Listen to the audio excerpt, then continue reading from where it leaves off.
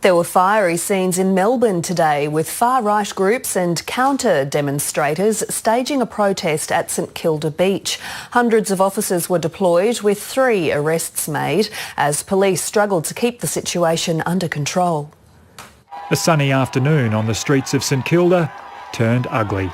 A far-right demonstrator dragged away as police struggled to keep the warring sides apart. For a time, it seemed the authorities' worst fears would be realised as this clash between the far right and the far left threatened to spill into chaos.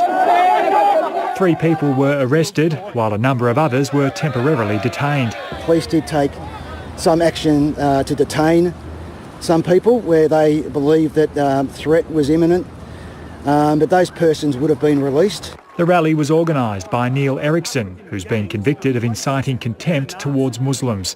He says the protest was about the government's failure to stop crimes being committed by African immigrants.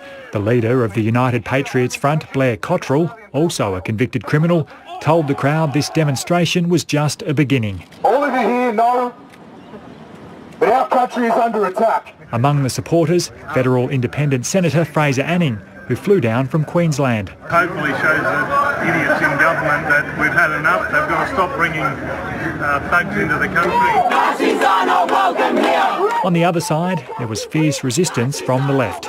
Our plan is to be loud and clear that minorities, including African groups, are welcome in Australia. It's exactly what they did in 2005 when there was a protest at Cronulla Beach, when they were reclaiming the beach. So that's exactly the same slogan they're using to steer hatred.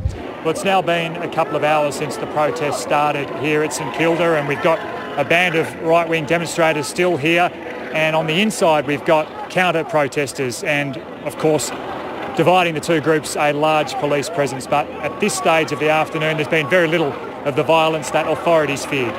But that didn't last for long.